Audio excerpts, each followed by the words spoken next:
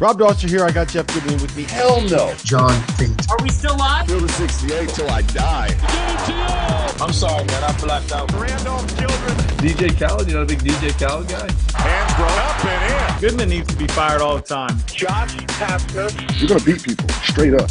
You know the deal. They have no swag. They have no nothing. Terrell McNeil. From the bluest of the blue bloods to the smallest of the mid-majors.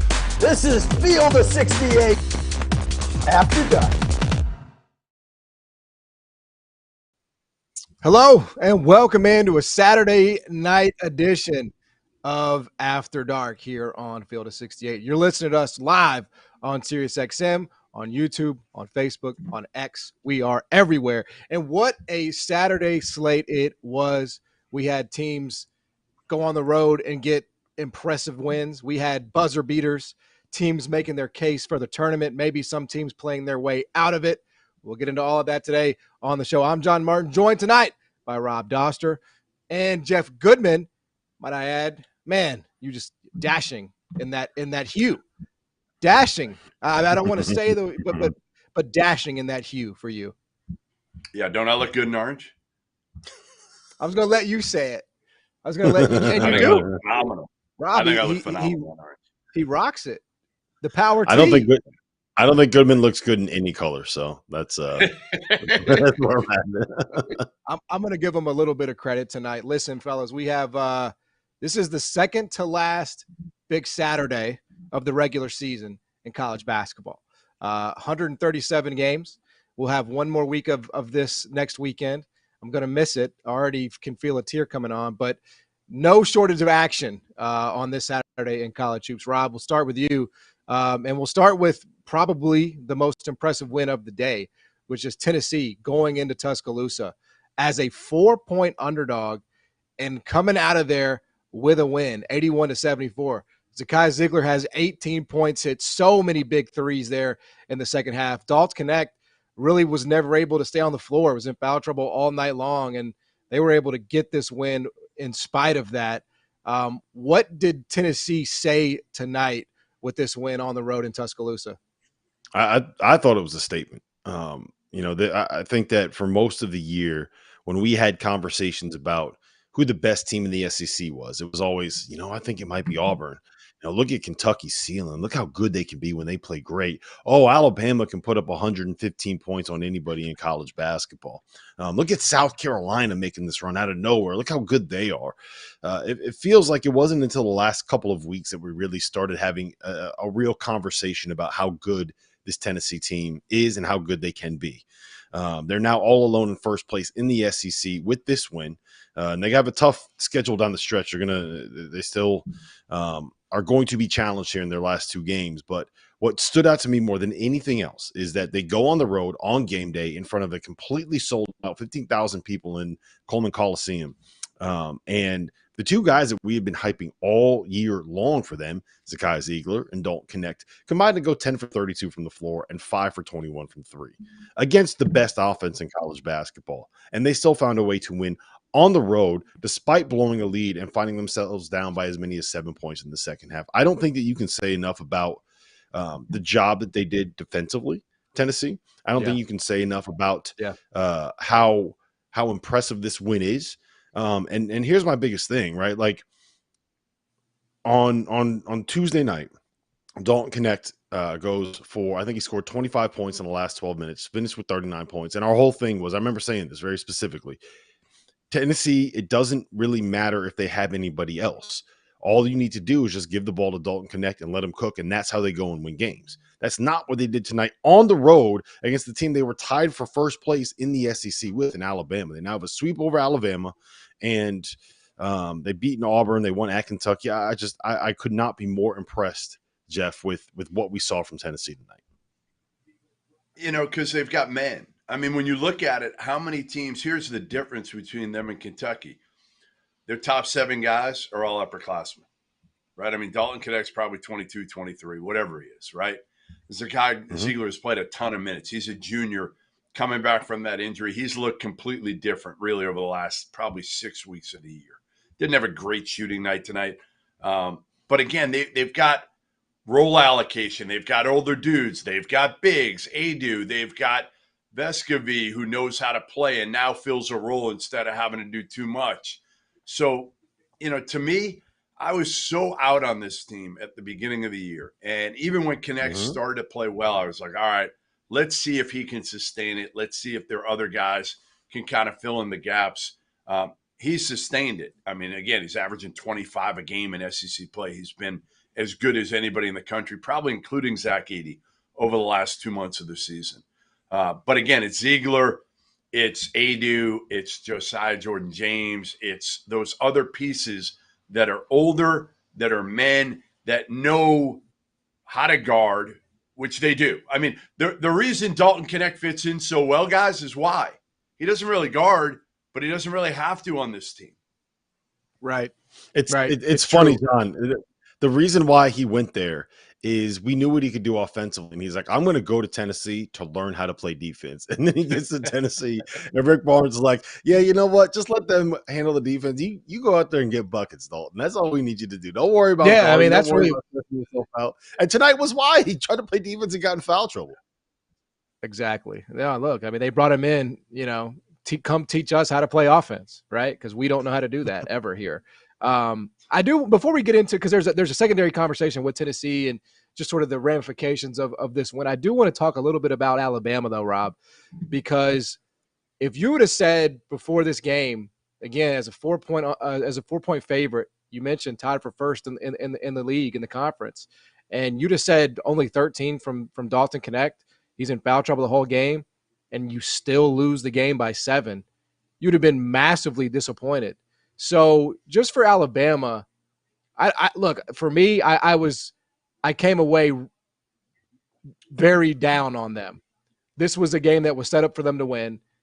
All the things broke right. And I know Nelson was in foul trouble, but I don't know. In terms of teams that can go deep in this tournament, the 3-point variance is just so wild with them, and it bit them tonight. Yeah, I think that this is, to me, tonight was a sign of the coaching job that Nate Oates has done this season overall. Because if you look at this Alabama roster, it's not like, if you compare it to Tennessee's roster overall and you compare it to Kentucky's roster overall, you're probably not taking Alabama in any of those scenarios, right? They have a bunch of up transfer from the mid-major ranks, and up transfers from the mid-major ranks can be great, but it's not like we're looking at an Alabama roster where you have a Herb Jones, where you have a Brandon Miller, where you have a bunch of guys that we know are going to end up being NBA players in the long term. We know that they don't have Charles Bediako, which means that they're not going to be all that good defensively compared to what we thought that they could end up being. So I think that the fact that they are in the mix for an SEC regular season title says everything you need to know about the coaching job that Nate Oates has done, and the fact that they have more or less played above their heads for the majority of the season. And this is kind of who they are, right? They are a team that is going to be, when they get hot, when the threes are going down, when they are able to get up and down the floor and play at the pace that they want to play, they're going to be able to beat a lot of really, really good teams. But they are not a team that is built to be able to win these grinded out games. Goodman, it's your favorite quote, right? It's what Nate said after the loss at Kentucky. And he basically said, and I'm paraphrasing here, our guys don't want to play defense. And I do think that I don't think they were horrible tonight on the end of the floor, but I think it's just kind of a sign of what this Alabama team is in this current state. And the fact that they are in a position to still make a run. I mean, look, they get they're at Florida on Tuesday. They get Arkansas at home. Like, those are both games that in theory they have a chance to win, right? You win both those games. Tennessee is at South Carolina. They get Kentucky at home, right? There's still a very real chance that we could look up on the last Saturday of the college basketball season, Alabama is a co-champion in the SEC regular season race. And I think that would be a phenomenal season for everything, considering everything that happened in the offseason with Alabama and Nate Oates. Well, that's the thing. I mean, you look up at Alabama and you're like, they had a completely revamped team from players to coaches, right? Mark Sears was kind of the one guy back that filled any sort of big role from last year. Look at the top teams. UConn. Now, I know they have a lot of new guys, but they also have 3 key guys back. Purdue has basically their entire team back. Houston has a bunch of key guys back. Tennessee, a bunch of key guys back. There's a blueprint here, right? There is a blueprint. Getting off to a good start, sustaining it. Alabama, obviously, like you said, listen, with Bediako, they're a completely different team. Mm-hmm. They didn't have Reitzel also tonight. He's their best perimeter shooter. But I thought the kid Cosby came in, he made a couple big shots. But again, they miss him. Nelson was terrible. Stevenson isn't ready. They've got nothing down low that they can trust. Absolutely nothing. And that's why, honestly, Mark Hughes is a second-team All-American, in my opinion, because he has absolutely carried a team that really doesn't have a ton around him. And he's done it quietly. We had him on the show the other night. He's just kind of an understated kid, but he's done an incredible job this year, putting them in a situation where they're fighting and had a chance tonight to be in the driver's seat for an SEC regular season title. Yeah, I mean, all that's true. And it's also true that they were up 9 in the second half, right? Mm-hmm. So all that is still, to me, it's like you had an opportunity tonight and you let it slip through. I mean, I guess I won't banish you to the depths of hell for losing to a really good Tennessee team, but it just kind of felt like that was one with Connect not really able to get going. Sure. They had a chance, man. Like they had a chance and they let the chance go. They had a chance and they let the chance go. But have they been playing over their head all year, John? Have they been playing over their head all year? That's, I think, what we're trying to say here is overachieved. Yeah. And you're right. And you're right. That roster is you don't look at that roster and think, oh man, this team was built to go, win the SEC championship and go to the Elite Eight. You don't think that. But again, you're up 9, like find a way. But that's college basketball. And I also think Tennessee is good, which leads us to, our next discussion. Rob, can they find a way? I guess they're going to have the opportunities here, right? It just depends on how much they maximize them to get that 1 seed. What are they going to have to do? How much help do you think are they going to need from Arizona, for example? What's the outlook for Tennessee? I think it's completely in their hands. I think if they win out, right? So they already have a win at Alabama, the sweep at Alabama, a home win over Auburn, a win at Kentucky, a win at Wisconsin. They beat Illinois at home, right? They have, 6 wins over in what you would consider quad 1A opportunities, right? They have 3 wins over top 7 teams. One of those is on the road. They still get South Carolina on the road before the season's over, and they get Kentucky at home. If they win out and then they go and they make a run in the SEC tournament, which is kind of the X factor when it comes to the seeding, what happens in these conference tournaments. But I think if they win out and they beat South Carolina on the road and they get Kentucky at home, they are going to head into the SEC tournament as the 4th number 1 seed. All due respect to Arizona, all due respect to North Carolina. I don't know how you could take a team that wins the outright SEC title when you know that Alabama, South Carolina, Kentucky, Auburn, even Florida are in this conference. If they win the outright regular season title, then to me, they have to be the team that is the 4th number 1 seed, especially when you consider they won at Wisconsin by 10 earlier this year. They beat Illinois at home earlier this year, right? It's not like they've only done some stuff in the SEC. So to me, they are the 4th number 1 seed, and it as of right now they are, and it is in their hands if it's going to be that as the season kind of progresses here. Yeah, I mean, Jeff, can I just say it's nice. This network obviously covers all levels of and corners of college basketball, but it's nice to hear Rob give the South a little bit of some reverence. We play basketball down here. It's not just in the Big East. Wait, I live in the South. I live in the South, man. We're not talking about Memphis. I live in the South. That's where Memphis is. And we're not talking about the Big East right now. We're not talking about the Big 12 right now. We're not talking about the Big 10. We're talking about the dirty South. Have a little respect for the dirty South basketball. No, I think the SEC is actually really entertaining this year because it's been kind of wide open most of the year, and now we've come to accept that Tennessee probably is a notch above everybody else in this league right now. I do think they're probably have the inside track to the final number 1 seed. UConn, Purdue, we know. Houston, we know for the most part. And I think the 4th one, listen, the Pac-12 stinks. Arizona's had some bad losses. If you look at it, Tennessee really hasn't had any bad losses for the most part. What their worst loss at Texas A&M, right? That's probably their worst loss this year. So is that right? Yeah. And here's the other thing, like Oregon State, Arizona lost at Oregon State. Arizona lost at Stanford. Yes. I know that they have the win That's what I'm over saying. Alabama on a And neutral. the league stinks. Yes, and they won at Duke and they beat Michigan. Look, I get it. They have a lot of really good wins and really high-level wins, but they're also cleaning up against a conference that stinks. And again, I think a lot of this is going to end up getting determined by what happens in the conference tournaments. And I don't think that by any stretch of the imagination, North Carolina is out of the picture. I still think that they can find a way to climb up into that number 1 seed line. Sure. But to me, it's Tennessee. It's Tennessee. But how are you climbing up, Rob? How are you climbing up when ultimately all you have in front of you is a win against Carolina that's going to help you in the regular season finale? They have it, but Tennessee's still got Kentucky and South Carolina left.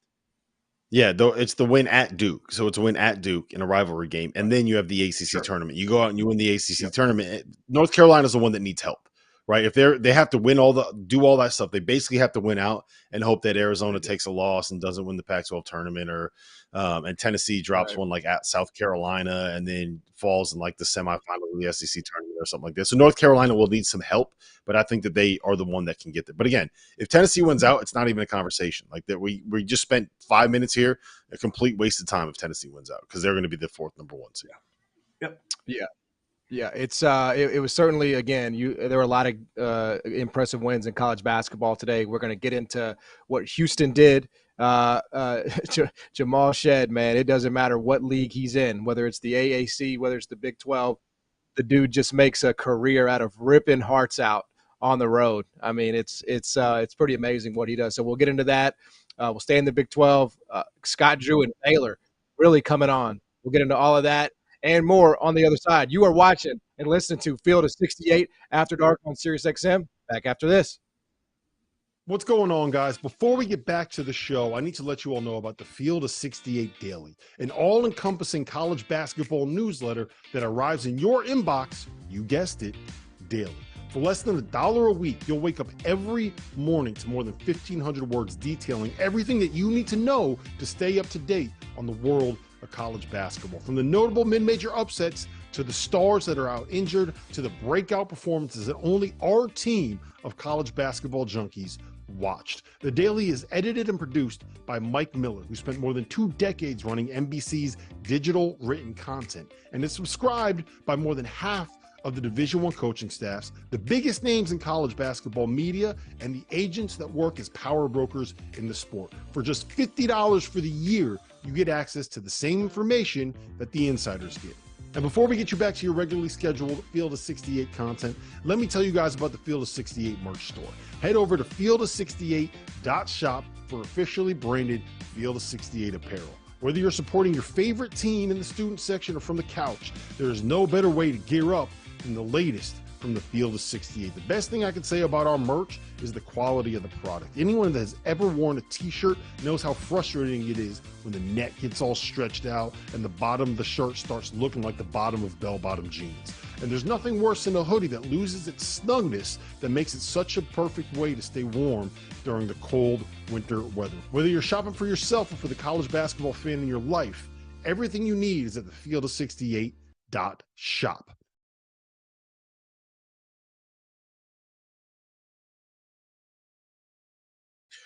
Welcome back, Field of 68 After Dark. We're here on SiriusXM, talking all things from a packed Saturday in college basketball. By the way, it looks like Gonzaga, number 23 ranked Gonzaga, is up 46-35 on the road at St. Mary's. So this is a very important game for Gonzaga and their tournament hopes.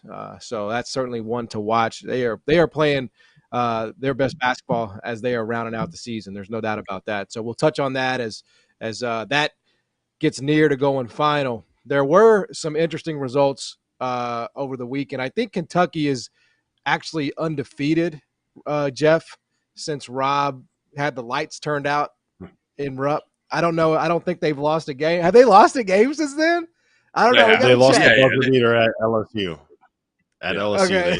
They lost one freak, and they should have won the game, right? I mean, Dillingham. And they lost at home to Gonzaga too. Like they're 5 and they're 6-2. They're 6-2 with some admittedly very good wins in there. 6-2 since the lights went out at Rupp. And although today was a little bit more interesting than most people probably anticipated, Jeff, Kentucky does once again win 111 to 102. And, they've mostly been doing it the same way. It's Antonio Reeves, it's Reed Shepherd, it's Rob Dillingham. Big Z did come off the bench and give him 12. What do you make of just the way, Jeff, that Kentucky is putting these games together now, and it just feels like they are getting hot? They are. The only thing I worry about them is still trying to figure out their rotation now. Like, I don't think Cal's got any idea what to do in the front court right now, right? Bradshaw was good today. For the first time in a while, Arkansas made him look good. And Big Z was good. And Onyenso barely played today. So I feel like on one hand it's good because he's got different options up front. On the other hand, he has no idea who to trust up front from a game-to-game basis. Where in the backcourt, we know, like, Dillingham was electric in the last 5 minutes, right? I think he either scored or assisted on 16 straight points to kind of get him for where they were down like 10 to put him in the lead and eventually win the game. And, Arkansas stinks. We know that. But, again, for Kentucky, it's just more of gaining that confidence here down the stretch because they've been a roller coaster ride. And they need to get some consistency. They're not going to defend at a high level consistently. We know that. Are they going to go to a Final Four? Probably not unless the matchups are right for them. But they're so much damn fun to watch. Like, that's the beauty. I tweeted it earlier today. A buddy of mine texted me. He said, like, listen, I know we're not going and winning the whole thing. We're probably not going to the Final Four. But, man, watching this sure beats, like, the only offense we had was getting on the offensive glass because we didn't know how to run shit. And now it's just fun to watch these dudes cook, whether it's Reeves, Dillingham. Wagner was really good today. Shepherd. They're just fun. They're fun. So, like, in any game, they can beat anybody. On a lot of games, they can lose to anybody. Well, that could be said for about 30 teams in the country. The difference with Kentucky is they are a blast to watch. Yeah, I think that it's going to be interesting to see how they kind of figure out what's going on in the front court when you get into the NCAA tournament. Because for a while they were riding Onyenso, and they basically said, look, he's going to be our best defender. He's going to be the guy that could deal with Janai Broome in the post. He's going to be the guy that looks like he's probably the best when it comes to guarding ball screens, and that worked for a little while. It looks like Big Z is probably their best shot blocker and floor spacer. He gets completely lost defensively. Part of the reason why Arkansas was able to put up 102 points is because Big Z spent a lot of the 20 minutes that he was on the floor having no idea how to do anything other than be 7'2" with long arms, right? There are times where Trey Mitchell's presence is really valuable. Not so much lately because he's been banged up for about a month and a half, but getting him back is something that's going to help. Aaron Bradshaw, seeing him finally play well. And I think what you're going to have to do is it's going to be like a matchup by matchup thing, right? It makes a lot of sense when you go up against a team that has the best 5-man in the SEC in Janai Broome that Kentucky's going to play Ogana Onyenso for a lot of minutes. It's going to make sense when you play teams that are going to spread it out a little bit more that Big Z is going to play some more minutes like he did against Alabama when he had 18 points. So as long as – to me, the key is making sure that everybody's kind of bought in, right? And it looks like that to me, that guys are bought in, they're connected, they want their teammates to do well. I think that Aaron Bradshaw's performance tonight is really telling in the sense that there have been games where he's played like 1 minute, right? He hasn't really gotten much burn over the course of the last month or so. And when he gets his chance, he comes out there and he puts up 15 points in 12 minutes, right? Like he comes out there and he actually impacts a game where they needed him because at one point they were down by 9 with 6 minutes left in this game. So I think it's sometimes a bad thing when you have too many weapons and too many options. But I think in Kentucky's case, as long as all of these guys understand there are going to be nights when you're going to get more minutes, and there's going to be nights where you may not play, and it's going to be kind of a matchup-based thing, and they're still bought in, that to me is the most important thing, right? Like this could turn bad or we've said it all year, it can turn bad if guys don't understand that. It's late too, Rob. It's yes. late now. So, like, it would have already turned bad. Yeah, that's what I'm saying. It's like we were saying that for a while. We were saying that for a while that it could have turned bad until now. Yeah. They haven't had 10 guys till today, really. Trey Mitchell came back. Big Z's now like in, out, in. Today he was in. Today was like the first day I felt like they had all 10 and they could play all 10. And it's so late in the year. I don't think you're going to have guys bitching and moaning at this. By that point, the season's going to be over. That's my point. Is like they made it through the worst part of it, and now they're here and they've won 5 out of the last 6 and 3 in a row. And if it wasn't for a buzzer beater and a missed box out, they'd be a game out of first place with a chance to get into first place when they play at Tennessee on the last game of the regular season. That's the margins are that fine. All right, on to the Big 12, boys. Baylor at home. I think they're 3.5, 4-point favorite. Kevin McCullough comes back. Jeff Goodman gets the scoop there. That did you get the scoop, or did No. you? No, I didn't. Okay, yeah. Just try to work a little harder next time. But Kevin McCullough did make his return after a 2-week absence, 82-74, and he was good. He was good. Hunter Dickinson was good, and it wasn't enough. Baylor gets the job done at home, 82-74. Jaden Nunn, Ray J. Dennis were absolutely spectacular. Made every free throw, made every big shot when they had to. I mean, Kansas did make that a game. Got it down to 4-6 there late, but Baylor just had an answer every single time. Jeff, we can't make excuses for the Kansas Jayhawks now with McCullough back. What's going on? Well, the only excuses we can make are that they didn't put together their roster well enough before the season.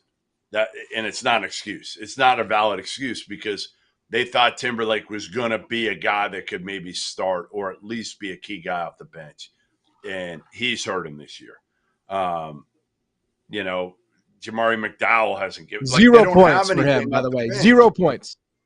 Right. Elmarco Jackson can't shoot, can't play. Like Arterio Morris was supposed to be a guy. He got booted off the team, and I'm not sure he could shoot it anyway. So I'm not sure how big of a fixer he would have been in this situation because they can't shoot the ball.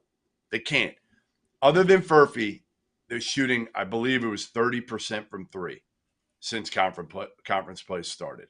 They're not a good shooting team. They have no bench. They're so reliant on these 4 or 5 guys. And Furphy was terrible. KJ Adams was terrible today offensively. You just can't be carried by Dickinson and McCullough and nobody else chipping in. When all 5 of them are clicking, yeah, they can beat almost anybody. But how many times is that going to happen? They're 9-7 right now. 9-7, is that right in the league? Mm-hmm. They're 9-7 for the first time in Bill Self's tenure at Kansas. Like they're mediocre. It's the first time Bill Self has ever had 7 conference. It's the first time Bill Self has ever had 7 conference losses in league play in his career as a college basketball coach. Which is a testament to Bill Self, right? Sure. I mean, it's also a testament to how kind of mediocre this Kansas group is. Yes. Yeah, and it's the first time Kansas has had 7 league losses since Roy Williams back in 1989. They had 7 league losses. His first year. Yeah. What's that? How? So 89. How many years is that? 35. 35. Damn, I was born in 91. I didn't want to hear you say that. That's kind of crazy that I'm getting this old. But yeah, I mean, I almost feel a little guilty though, Rob, that we're talking about the Kansas side of this. And Baylor was 1 free throw from Missy away from maybe holding off Houston. They go on the road, they beat TCU. Now they've handled Kansas. Like I don't think there are a ton of teams outside of the top 4 seeds that can make a run. I feel like Baylor might be one of them. Am I crazy? Or is this just a home thing? Like, what do we think of Baylor? I think that they are really interesting with the guards that they have, right? Like it's not really, I'm not really breaking news when I say that the combination of Ray J. Dennis and Jacoby Walter and Jaden Nunn when he plays like this and Jalen Bridges, like that's a really, really good perimeter quartet. And, they didn't even have Langston Love tonight. But for me, the biggest difference tonight was Eve Missy, right? We talked about this on, was it Wednesday night, Tuesday night? That after what happened last Saturday against Baylor when Missy kind of gave that game away, he came back and he had 16 points and a really impressive win at TCU. Well, tonight he had 17. And I do think that to me, he's kind of the great equalizer here, right? Because you're going to run into somebody at some point during the NCAA tournament is going to have a monster inside, whether it's Zach Edey, whether it's someone like a Hunter Dickinson, like whether it's someone like an Armando Bacot. Someone's going to have a great big guy that you're going to run into. And having someone that can match up with them, even if it's a freshman, is really important for this Baylor team. That's the question that we had about them coming into the season. And I think that they delivered there. I also think they've gotten a little bit better on the defensive end of the floor. They're starting to go to this 1-1-3 like junkyard junk defense zone that they built. Like it's a throwback Scott Drew. I feel like I'm waiting for Isaiah Austin and Perry Ellis to Perry Clark. Perry who? Perry Jones, like one of those guys that come out here out of nowhere and start playing for this Baylor team. But I like them, man. I think that they're a very, very dangerous team. I would probably put them in the same category as like a Kentucky and an Alabama and one of these teams where when they get hot, they're going to be able to beat anybody in the country. The question is their defense. The one thing about Kentucky that I did want to like mention while we were on the subject is that their ceiling is Sweet 16. Like that's their ceiling because they don't defend. They can't defend. They can't guard. If you look at their profile if you just use efficiency ratings over the last 20 years, I think the deepest run that any team that looks like them with adjusted offense and adjusted defense, best they've ever done is Sweet 16. I mean, it's just so you're capped. You know, you're just capped when you can't guard. And I do think, like you said, Rob, like this Baylor team, you know, that they're coming around on that end of the floor, and eventually, you know, you will have to get stops, and it's why Alabama, for example, Hey, I got one for both of you. You got your house. You're betting your house on either Kansas or Kentucky to go further in the NCAA tournament. We don't know the matchups.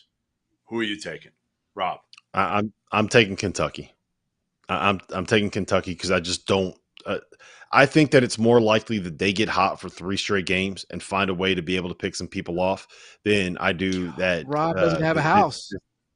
This Kansas. I don't see this Kansas team being able to make it. Mostly because I don't trust that like a guy with a bone bruise that couldn't play 4 out of 5 games is going to be able to make it through the Big 12 tournament and then play 2 games in 3 days on back-to-back weekends.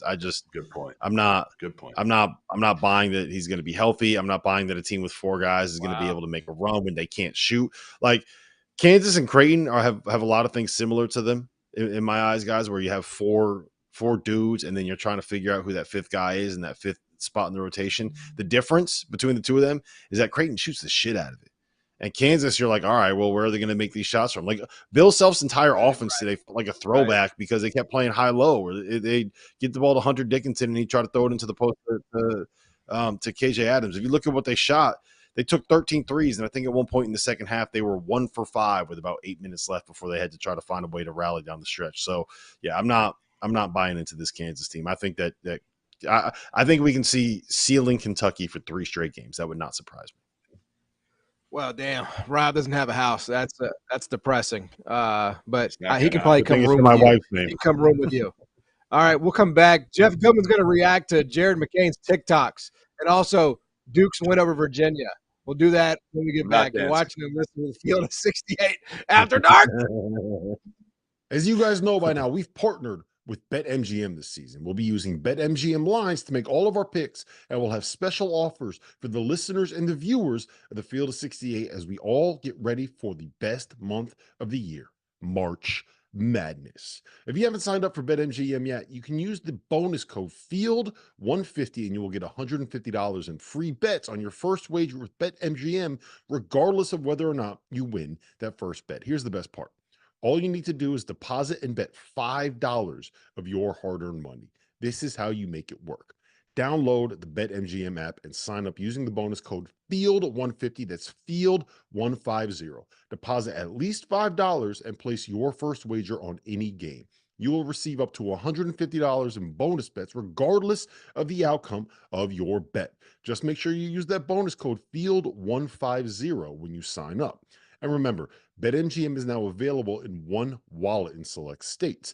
As a New Jersey resident, this is super convenient when I have to go cover games in Philly or New York, which happens quite a bit. When you cross state borders, you just log into your existing account and fire away. You don't have to create a new account in each state. It's easy, it's simple, and it's clean. And most importantly, we have some fun stuff coming up for the conference tournaments and for the NCAA tournament.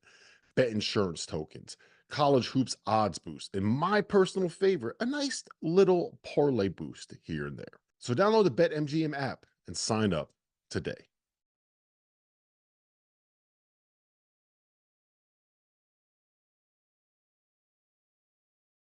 Welcome back to Field of 68 After Dark. We're here live for the next 25 minutes or so on SiriusXM, YouTube, X, Facebook, and then, of course, after the show wraps up on Sirius, we will do the afters and touch on whatever we missed. I feel like this is just so damn comprehensive that there's not going to be much of that. Jeff, you're doing an incredible job today, better than usual. It sticks out, as does this win from the Duke Blue Devils earlier today, 73-48 over Virginia.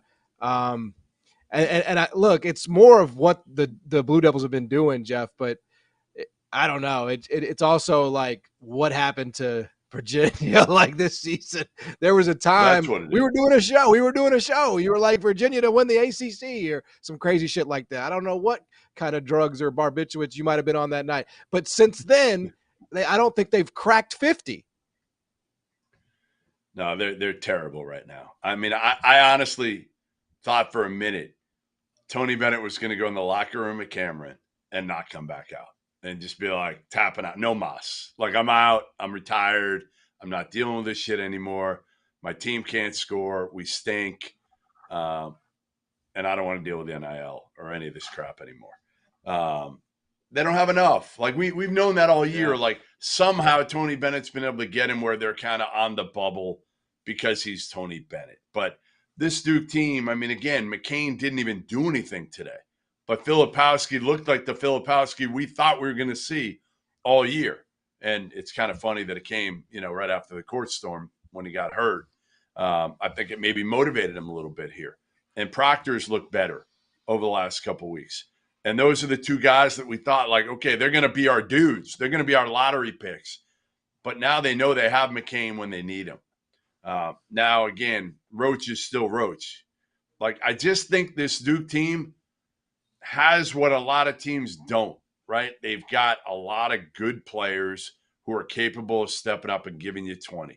There just aren't many teams like that. And again, listen, they held Virginia to 48. That's not something to brag about these days, but they still did it. They're better defensively than they were to start the season. And again, I think they got enough here to go to. Listen, if we're putting Duke in the equation with Kansas, with Kentucky, and you're throwing that fake house on the market, Rob, and you're betting on one of the three, I'll tell you what, I'm betting your house. I'm betting on Duke. I'm betting your house. Yeah, I think so. My take on Duke is like they're easily the highest floor out of those three blue bloods, right? Like, I think that you can kind of look at Duke and say, this is a second weekend team. They're going to get to the Sweet 16. The way the bracket currently shapes up in our fielding, the 68 bracket, is they're a 3 seed with High Point in the first round. High Point, low-key, pretty good. Alan Huss doing a great job there. And then South Carolina, Providence, or Villanova in the second round. That's who they would get. And if that's kind of where the level of matchup is for them in the second round, I think that it's pretty easy to see them finding a way to get to the second weekend. I just don't know what their ceiling is, right? Like, I think I would trust Bill Self more, and I think that I would trust Kentucky's players more to find a way to be able to beat one of the best teams in the country, like to be able to beat some top 10 teams. But sure. I think when it comes to like getting the business done and avoiding an upset, I think Duke is easily the safest pick out of those three. So if you're just trying to get someone to go to the second weekend, I think it's Duke without question. If you're trying to pick someone to go to the Final Four, to me, it's Kentucky. And then I don't know. Kansas, man. I don't even know. Yeah, I get that. I feel like Duke is also a different weight class than the other. I was right about Kansas early. Now, I didn't think they'd be 9-7 in the league, but you kind of could see their warts early on. Non-shooters, no depth. Like Bill Self going to have to win grinders over and over and over. You're not going to be able to do that every game in the tournament. You're not. John, I got a fun stat for you. In the last 3 games, Kentucky has scored 319 points. In the last 6 games, Virginia has scored 313 points. Virginia has played exactly twice the number of minutes that Kentucky has played in that stretch and has scored 6 points fewer than the Wildcats have. That's the biggest flaw of this Virginia thing. Here's my question, right? All right, Virginia gets smoked at Duke today. They are one of the worst road teams in college basketball. I think that they are 25 points per possession worse on the road than they are playing in John Paul Jones arena. Wake Forest, after losing at Notre Dame, goes on the road and gets dropped by Virginia Tech, despite having a 15-point lead in the first half there. Pitt is not even in the NCAA tournament conversation at this point. There really is nobody else. There's basically 5 teams in the conversation right now in the ACC. And one of them was on the outside looking in, according to our bracket on Friday afternoon before they lost at Virginia Tech. And the other one was a 10 seed that went and lost by 25 points on the road today in Virginia. So is this a 3-bid league? Like, is the ACC actually a 3-bid league? I mean, I think it could be. I don't think it will be. I think they'll get a 4th in somehow here. I don't know who the hell it's going to be. But again, you could still see Tony Bennett going to the first 4. And that's your 4th bid at the end of the day. But I'll say this. I think there's 2 teams that scare me. I mean, Clemson, I like Clemson, but I don't trust Clemson. Like, they're older with Gerard and PJ Hall. I just don't trust them. Carolina and Duke are the only teams that I see making an actual run in the NCAA tournament. And yeah, I mean, it's insane because, like, you listen to all these coaches and they call me and they complain, you're killing our league. Are you serious about the ACC? And I'm like, yeah, kind of. Like, what do you want me to say? Like, the bottom of the league stinks. It's awful.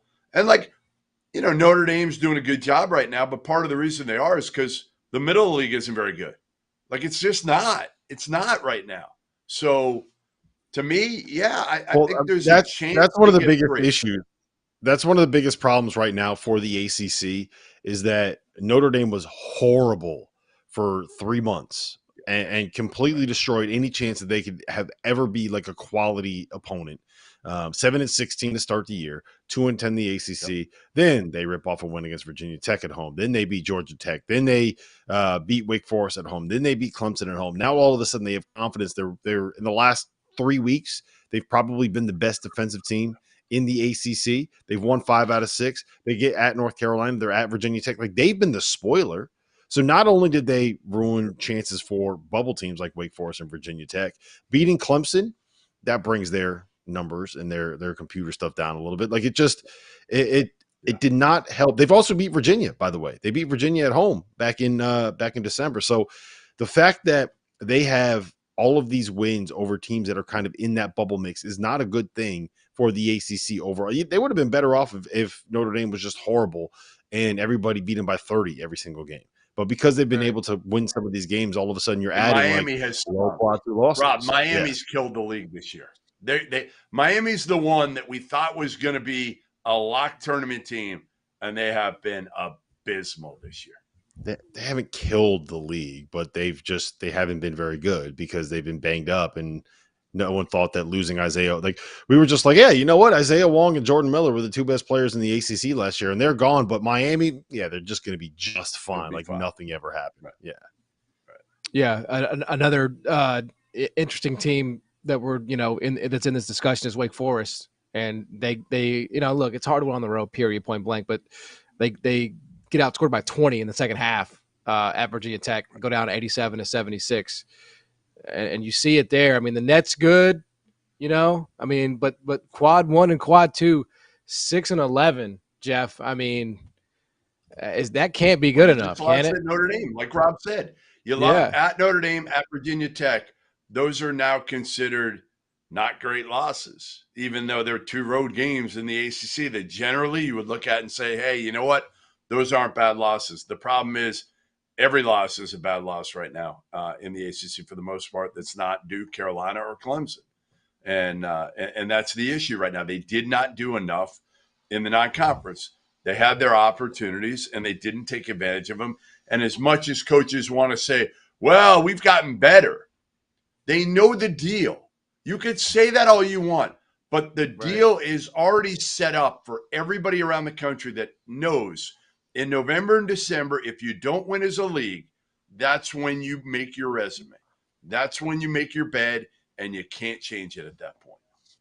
Yeah, well, here's the biggest issue with Wake Forest, and I know you're saying that the losing at Notre Dame and losing at Virginia Tech are not. Virginia Tech is a quad 1 loss on the road there. Notre Dame is now a quad 2 loss because they've won enough. Where at Notre Dame is like it's not going to murder your profile when you look at that segmented out like that. Wake Forest now has 5 quad 2 losses. They're 1-6 against quad 1.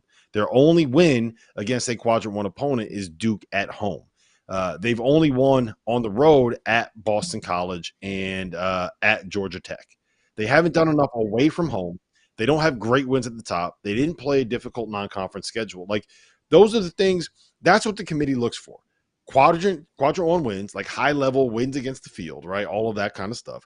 They look to see how you do on the road, and they look to see whether you schedule, you challenge yourself with your schedule in the non-conference. And Wake Forest did none of the 3. And, like, you watch this team, right? You see how they play, and that is a tournament quality team.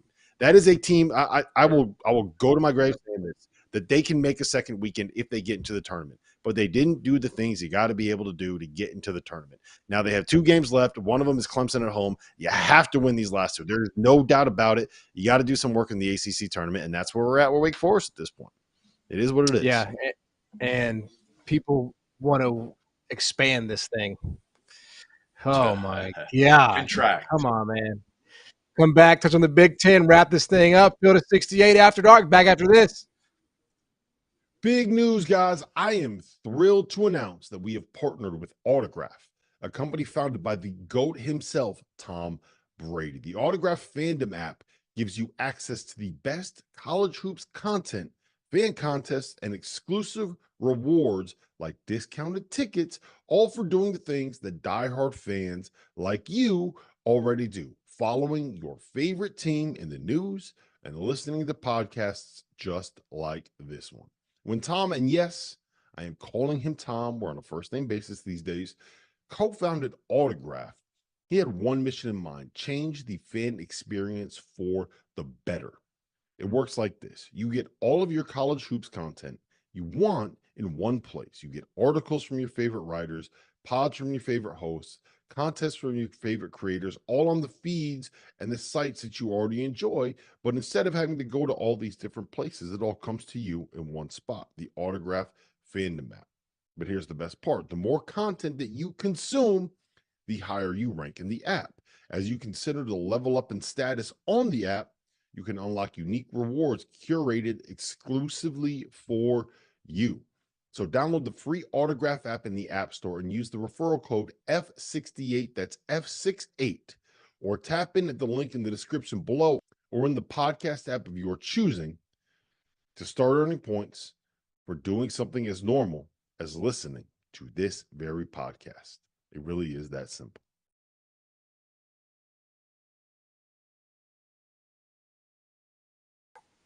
All right, going around the Saturday slate here on After Dark. We're on Sirius XM for about 10 more minutes. We've talked about the ACC. We've talked about the SEC. We've talked about the Big 12. Now we're going to touch on the Big 10. Michigan State, Purdue, probably more competitive than most people would have expected. Purdue ultimately does get it done, 80-74 here. Jeff, as we're watching this Michigan State season sort of come to an end here, it feels like, or however it looks, however it does come to an end. This was a top 5 team in the preseason. It is not that today. And why not? Why has this program had such a hard time finding some traction this year? I mean, again, because it's kind of been Tyson Walker and everybody else is just kind of a wild card. Right, like AJ Hogarth's up and down. Akins was better today, but he's really been disappointing for the most part compared to what I thought they were going to give him. And then they've got nothing up front. And again, listen, Zach Edey's going to go for 32 against a lot of teams, but you can't let him go for 32 and then Braden Smith go for 23. That's the problem. Right. So you got dominated up front, which again you're going to do. Most teams are going to give that up to Purdue and Zach Edey, but. Lawyer went for 15. I mean, like, you just can't give him everything. And that's what Michigan State did here. They played him tough. There's no shame in that. But Hogarth was 3 for 13, 8 points. They need more. They need more than that. And they get nothing up front again. Sissoko gave them nothing. Kohler gives them nothing. Cooper gave him a little bit. Booker was actually in spurts. Again, it's almost like at this point, just throw Booker out there and just see what he can give you. I know he's not tough enough. I know Izzo gets frustrated because, obviously he's long, thin, and not his type of big right now. But at least he's an upside guy at this point. And the other guys, you kind of know what you're going to get, and it's not enough. I'm going to spin zone this one, John. I'm going to take a different angle here. Okay. Zach Edey had 32 points, 11 boards, 4 assists, 2 blocks, 9 for 15 from the floor, got 20 foul shots, right? Braden Smith and Fletcher Lawyer combined to shoot 8 for 10 from 3. You got good Braden Smith, you got good Fletcher Lawyer on the same night, right? You got dominant Zach Edey, player of the year, Zach Edey. And Michigan State lost by 6. They were down by 1 possession with 4 minutes left in this game. They were right there. I actually thought that what we saw from Michigan State with Xavier Booker being a guy that can space the floor a little bit, the 5 spot, with Jay Nakin starting to play a little bit better, with some of their guards looking like they were a little bit more into passing the ball, into being more of a point guard. I just thought that what we saw from Michigan State tonight was better than what I expected. And I don't think that there is any shame in going on the road to Mackey Arena in that environment against that team and getting the good Braden Smith game, getting the good Fletcher Lawyer game, getting the great Zach Edey game, and finding a way to hang with them. We know that Michigan State is not what we thought they were going to be coming into the season. But if they can find a way to win their last couple of games in the regular season, I got to bring up their schedule here to know exactly who they're playing. But we have Northwestern at home and at Indiana. You can win both those games. You're 19-12. You're 11-9 in the Big Ten. You're probably in the NCAA tournament at that point, regardless of what happens in the Big Ten tournament.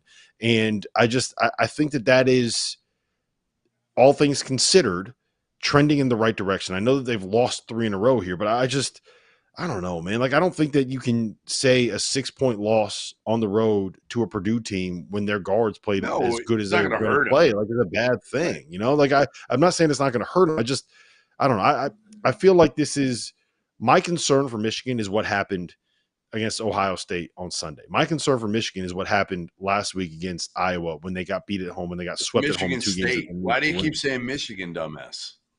Because all of the entire state of Michigan should be wiped off the face of the map when it comes to basketball, except for Oakland. Shout out to Oakland; they won their rivalry. Good for them. We should go to 49. We're losing one of our union members here. Greg Campy owns the state right now. Owns the state. He does. Yeah, he does. Also, really should point out, in the interest of just full transparency, this is now 4 regular season Big Ten championships for Purdue in the last 7 seasons. That's an impressive level of consistency. And I know, Jeff, that when you think, your word association, if you pull somebody over in the street and say, Purdue basketball, what do you think? They're going to say, shit the bed every March. And that's fair. But I also, and again, this is not a popular opinion, but as I've gotten older, I've learned to appreciate what you do over 35, 38 games every single season versus what might happen in one. No, look, you are 100% correct, and this is something that really, really pisses me off about college basketball fans. And I understand why rival fans do it, right? The easiest thing to troll Purdue on right now, because they kick your ass every year during the actual season, right? The easiest thing to troll them on is that you stink in March.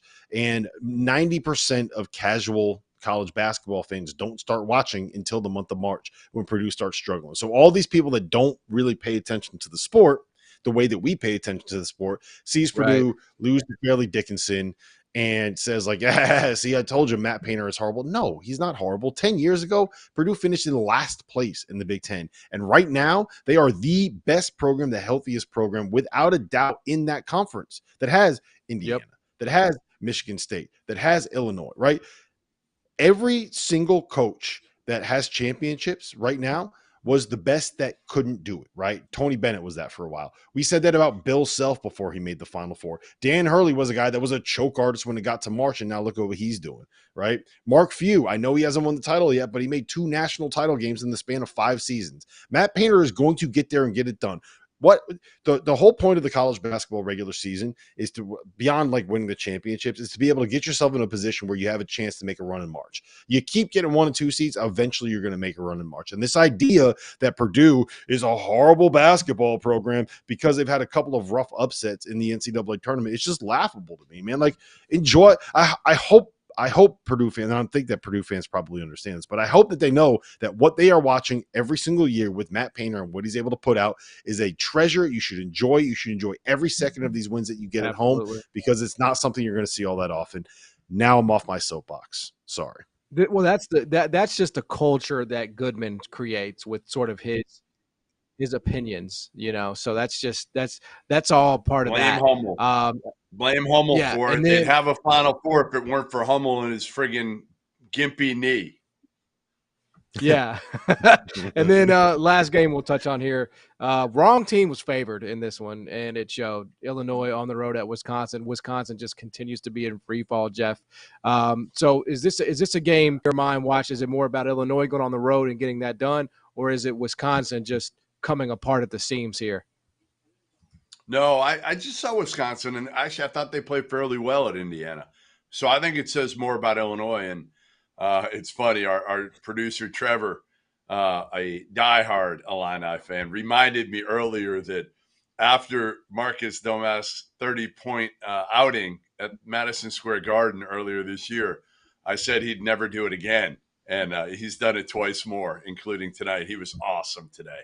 When he and Shannon are on, yeah, they're capable of beating just about anybody. I still worry about them for their point guard play, ultimately. But, those two, you get Coleman Hawkins going.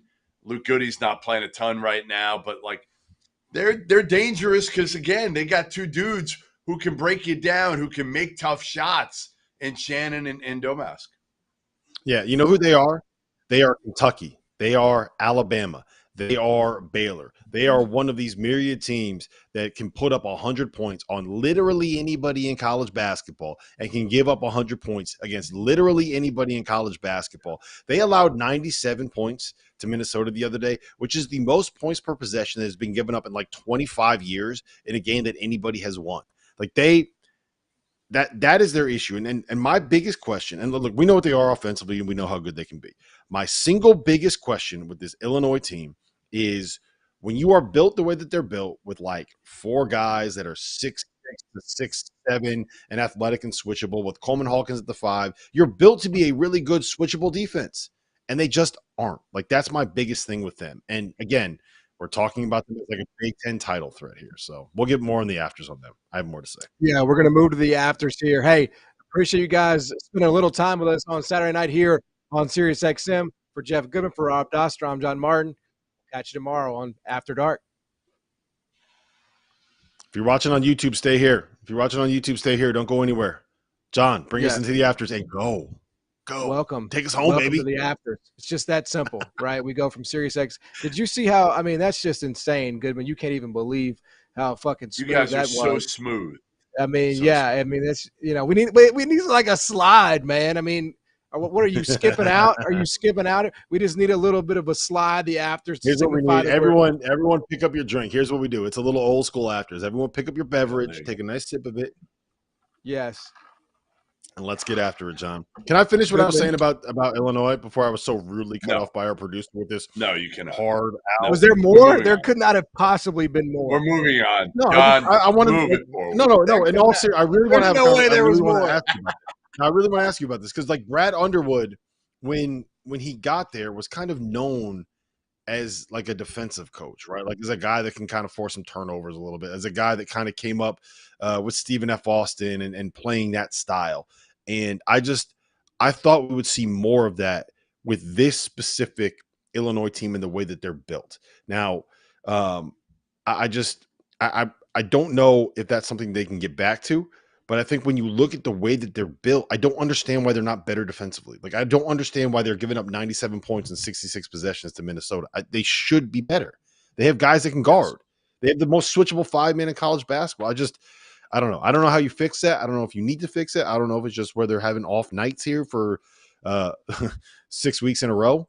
I don't understand it. And it drives me crazy because I feel like they should be better. Yeah, I mean, I think the only answer is you're going to have to get in the film room. You're going to have to do the film breakdown. Oh, no. You're going to have to do the film breakdown, Rob. Oh, So no. Here we go again. The team that can't fix their defense. Maybe they can, though, Rob. Maybe they can fix it. Maybe you can fix it. That's what I need to do. That's what I need to do. So, listen. Maybe you're going to be the answer. Honestly, maybe Trevor and all the Illini fans are going to look at you at the end of the year and say, he was the reason. He was the savior for us. Well, I did. I literally just got a text from someone as we were talking about that, like, what's wrong with him? And it just said effort. I'm not going to say who it was from. I didn't want to throw him under the bus. But yes, I thought it was going to be. I thought the text was going to be film room. Get into the film room. I will solve their defense for you. Listen, Brad Underwood, a.k.a. Daddy Brad, a.k.a. BKA Booty Bowl. Don't worry about it. I got this covered. I'll figure it out. I'm going to break down the film. I'm going to grind tape tomorrow. Probably not, but maybe. We'll see. And we're going to get to an answer. We're going to get to the bottom of this. We have a final. 70-57 Gonzaga. This is what I call the just in case you motherfuckers forgot special. Yeah, that was this game for Gonzaga against St. Mary's. So and again, obviously a huge win for them in terms of just stamping their resume. Jeff, what do you think of this Gonzaga team? You like them? I mean, for me, it's like you win at Kentucky, you just win at St. Mary's. I know they had their early season struggles, but I'm starting to wonder, like, what does this group have in them, you know? No, I don't think so. But okay. Fantastic. Here's my take on that league. That league is just completely atrocious. Shit on them when they get a huge win. No, but the league is atrocious. I mean, Portland, Pacific, Loyola Marymount's down to playing 5 scholarship dudes some games. I mean, the bottom of this league stinks right now. San Diego, it's bad. I mean, so Jeff, it's always been awful. It's never not been awful. Like this. Come it on, has not man. been as bad as come on, man. We're over here. We're arguing about the bottom of the friggin' WCC. Yes. Because usually there's been a third team that's been really good. But again, like Santa Clara is not as good as they've been the last couple of years. Again, you got San Diego in 5th. They're 7-9. San Diego's not good. So what I'm saying is, even me, and I love St. Mary's, as Rob knows, to start the year in the preseason. I'm not all in on this St. Mary's team, especially with that. They lost their most athletic dude in Jefferson a week or two ago. So that kills them against Gonzaga. This is not the same Gales team that went on this run. And this run, to me, wasn't something that I'm going to look at and say, oh, my God, they're back. I know they moved up to like top 20 in the polls. I'm just not a believer in either of these teams doing anything. Now, can they go to the Sweet 16? Sure, they can win 2. But doing anything real, significant in the tournament, I don't think either of them are there. You know what it is, Jeff? This Gonzaga team is what we think every Gonzaga team is, right? You know, the years when they had like Brandon Clark and they had Nigel Williams-Goss and they were making national title games and they were finishing number 1 in KenPom and everyone was like, they're not good. They play in a shitty league, all this. Like, no, those teams were awesome. Okay, those teams were making deep NCAA tournament runs because they were really, really damn good and had pros up and down the lineup, point blank, period, right? The team that in 2021 had like Jalen Suggs and Andrew Nemhard and Corey Kispert, like that team was fucking awesome, okay? They were 31-0 legitimately, right?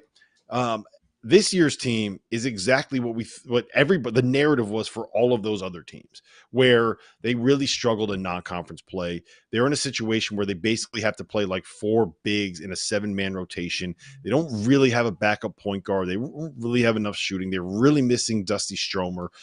Anton Watson, like, I love him.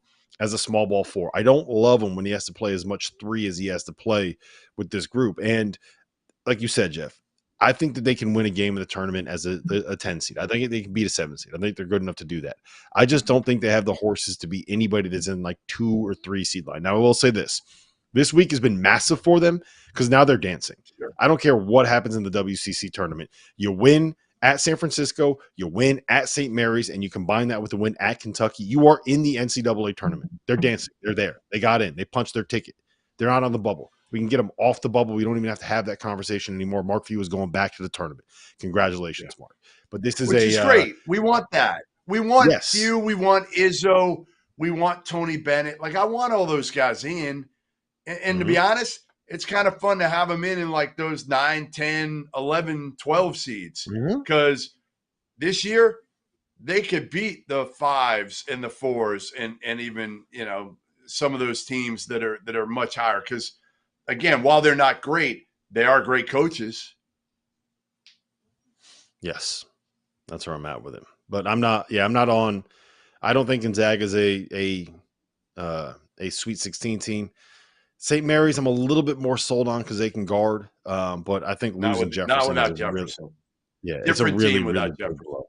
Really big blow. I just think like as a policy, like we should ban Goodman from shitting on teams, like as like the first thing you say after a big road win. You know what I'm saying? Like you have to like save that for like the second verse. Right? I mean, like, you know, you show a little love. You're like, okay, road win, big time, great, getting revenge. All right. You know. All right, I'm going to try that. I'm going to try that next. I'm going to try that with Creighton coming up. Perfect. Okay? Try me out. Try me out. No Tyler Kolek, no Oso for Marquette. I mean, look, they were in that game. They were you know, fighting hard, but just ran out of gas as you would expect. Creighton wins again, Jeff. So why don't you tell me how much you believe in Creighton now? Yeah, without Kolek and Oso, I just honestly I don't think it was that impressive. Okay, all right. I'll go back. I mean, that is fair. I mean, that's like, you know, that's not like an unfair. It is fair. I mean, you're taking the best point guard in the country off Marquette, and they're the best big.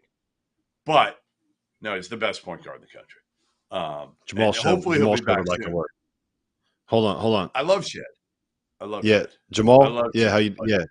Jeff Goodman is trying to say that you're not the best point guard in America. Yeah, no, he's wrong. Who had a game winner today? Anyway. Because you did. Because Tyler Kolek would not be able to score. I'm live now. Tyler I got to Kolek call would you not back. be able to score on Shed 1-on-1. You know, no, but like that's a big blow to your argument. They're both awesome. All right, they're both friggin' awesome. Yes. Kolek, I am a little bit worried about being out for, you know, a few games here. We'll see. I mean, that oblique injury is no joke. Obviously, if Kolek didn't travel, think about this. If he didn't travel to the game, it's significant.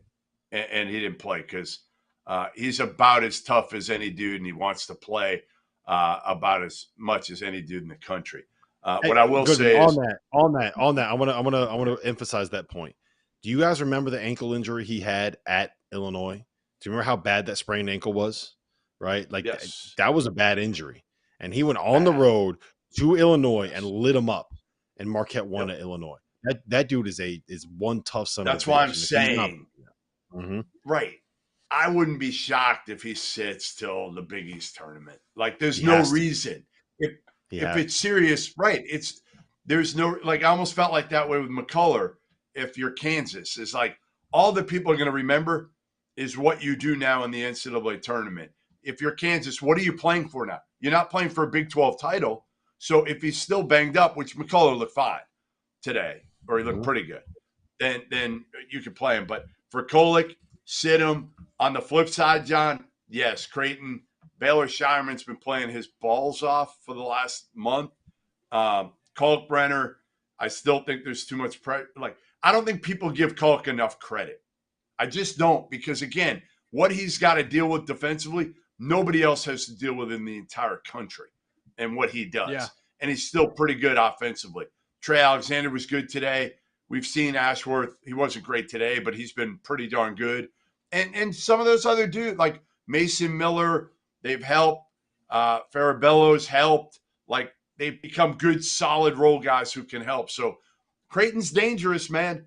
They're dangerous. I'm not taking a lot from today's win, but I am taking a lot from over the last few weeks that they are a dangerous, dangerous team that now I have a little bit more faith in their fifth, sixth, seventh guys. Well, here's the thing about them, Jeff. Here's the single most important fact you need to know about Creighton is that they don't foul, right? They don't get guys into foul trouble. They are so good at avoiding getting into foul trouble. A lot of that is because they know that they have Ryan Kalkbrenner at the rim, and they are so disciplined at being able to funnel people to the basket, right? Their defensive game plan is basically like, we're not going to let you shoot some threes, and we're going to dare you to go to the basket. And if you have to live with midi pull-ups over Ryan Kalkbrenner, that's what you're going to do, because you're not finishing at the rim and you're not shooting threes. That's how they beat you. That's why they're so good defensively. And Kalkbrenner doesn't foul. Like, that's his superpower. That's why he's so good defensively. Like, he's elite in drop coverage. He's a really good rim protector. I don't think he is that much better as just like a rim protector than, say, like a Donovan Clingan or like a Zag. Like, he's probably the best, but it's the gap isn't that significant. Where the gap is, he doesn't get in foul trouble. And all of their guards know, if we don't foul, they're just going to go right to the rim and they're going to struggle with Kalkbrenner. So they basically have like 4 guys and then rotate like 4 players in that 4 spot, right? And their 4 guys will play like 38, 39 minutes every time that they have a big game. And you never have to, like with most of these teams, it's like, well, what happens if one guy gets in foul trouble? You know, what happens if DeJuan Harris gets in foul trouble with Kansas? You don't have to worry about that with Creighton because they are so damn good at not fouling. It's unbelievable. Like they are the best in the country at it. Like, I don't know what the stats say. To me, when it comes to like national title contenders, they're the best in the country at not fouling and keeping their guys out of foul trouble. And they're 4 studs. Like, Baylor Shireman's been, if you just look at like the last month and a half, he's probably been one of the 2 best players in the Big East. Like, for my money, Devin Carter is the Big East player of the year. Baylor Shireman ain't that far off. Like, I probably have him above anybody from you, like above Tristan Newton, above Cam Smith. Like, he's been unbelievable. Trey Alexander's a stud. Stephen Ashworth, he struggled a little bit like in the last week and a half, but he had like an 8-game run where he looked like the Stephen Ashworth from Utah State. And we know what Calc is. Like, that Creighton team is really, really good. Mac knows how to scheme stuff for him. He knows how to get his shooter shots. Like, I think that there's real legitimate Final Four upside with Creighton. And I think that in the context of Tyler Kolek battling whatever he's battling, right? Battling this oblique thing, I think that Creighton is more likely to make a Final Four than Marquette is. I agree with that a trillion %. Like, I could not possibly agree with you any more than I do. But my feelings on Marquette have been well chronicled on this show and on this broadcast over the last few weeks. So not nothing I haven't already said. So, okay. Staying in the Big East, Villanova feels like gets a pretty important one, Jeff, as they get the win over Providence. In terms of their tournament resume, are they there? Have they gotten there officially as of today? I think this got them there. I do. I think this got them there. A road win against Providence, I think, puts them on the right side of the bubble, and I think Providence might flip where they were on the right side. I think they almost flipped. And Providence was like in that 11 range. Villanova was first 4 out. I think now might you flip them because that's a road win. They've now swept Providence. They're hot. They've won, I think, 5 of their last 6. Justin Moore's playing better, and Providence is kind of being exposed for what they are. You know, ultimately, they're a good team, but without Bryce Hopkins, they're kind of a middle-of-the-road Big East team right now. That's how they've played since Bryce Hopkins went down. Devin Carter carries them. He does the best he can, and on some nights he can will them to a win. On today they scored 60 points against Villanova. Yeah. And as much as Villanova's point guard play, I've harped on it all year, and I said this to Kim E. before the season when I saw him, Rob, like, how's your point guard play going to be? Jaden Pierre, good enough? And he was like, yeah, definitely good enough. Like, I think that's still their Achilles heel at the end of the day is Pierre and Garway Dual. They're just not quite ready. They're not quite ready yet for prime time and to be consistent. And again, so much has to be on Carter and Adoro. And Ticket Gaines has played well. Like, he's been pretty good for the most part. But point guard plays kind of held him back, in my opinion. You know what the best thing that's happened to Providence is? The single best thing that happened to Providence is Marquette losing at Creighton today. That's the best thing that could have happened to Providence, and this is why. UConn with a win tomorrow at home against Seton Hall, which is a game, sorry, Dagan, that they probably should win, right? UConn will clinch the Big East regular season title and the number 1 seed in the Big East tournament. They're going to be a number 1 seed in the NCAA tournament, regardless of what happens in their last 2 games, because they play at Marquette and at Providence in the last 2 games of the regular season, right? Once you get past Seton Hall, once you win that game, if they win that game, then they're not going to really have all that much to play for, especially after a game against Marquette where UConn might be playing them without Tyler Kolek, right? Providence plays Connecticut at home in the last game of the regular season for the Big East. Better win it. They get Georgetown on Tuesday. Yeah, they get Georgetown on Tuesday, which, by the way, like Georgetown, Ed Cooley has a chance to do the funniest thing ever. Georgetown is going to be at home on Tuesday against Providence with a chance to knock Providence out of the NCAA tournament, which would be hilarious if they do. I don't think it's going to happen. But they haven't won a game in March since 1965. Yeah, and it ain't going to change now. Yeah, Providence is going to be playing at home against UConn, against one of the best team in the Big East and one of the top 3 teams in America, with a chance to win a game and what will essentially get them into the NCAA tournament. And UConn won't have anything to play for. And I think what we saw tonight with St. Mary's, they had already clinched the WCC regular season title. They're already in the tournament. They don't really have anything to play for. Gonzaga was playing for their tournament lives tonight. That is the best thing that could have happened to Providence was Marquette losing today and UConn not having anything to play for. Because it's one thing to get fired up for a rivalry. No. You know what the best thing that could have been for Providence? They beat Villanova at home. That would have been yes, I know, but in the context of them not winning, and the last thing I'll just say is like Devin Carter putting this team on his back. Devin Carter putting the team on his back and carrying them as much as he has been an unbelievable season. He's also feeling the weight of that. Like he's been dealing with that. I think he's got a hip or a back. Like he's not 100%, which is why he struggled at Marquette and why he struggled today against Villanova. So hopefully he gets healthy because Devin Carter, like I want him in the dance. Anybody that is a college basketball fan should want him in the dance because he is an electric scorer and a guy that can go win a game by himself. And he could carry, like, honestly, I think he's a guy that could take Providence from like the playing game to the Sweet 16, and I don't think anyone would be surprised. So, yeah. All right, we've reached the time of the night. Best win of the night for you, Jeff Goodman. Put it into context, Sean. We always get yelled at by people about this. Okay, the best win of the night cannot be someone that we talked about already. Okay. We're obviously like we know who the best wins of the night. That's not really the best win of the night. That's the best win of the night from somebody that we haven't talked about. Correct. Yeah. So call it that's the point. Call it that. Yeah, but we call it the best win. That's what I'm saying. Yeah, like I mean, best win of the night that we haven't talked about is what it should be called.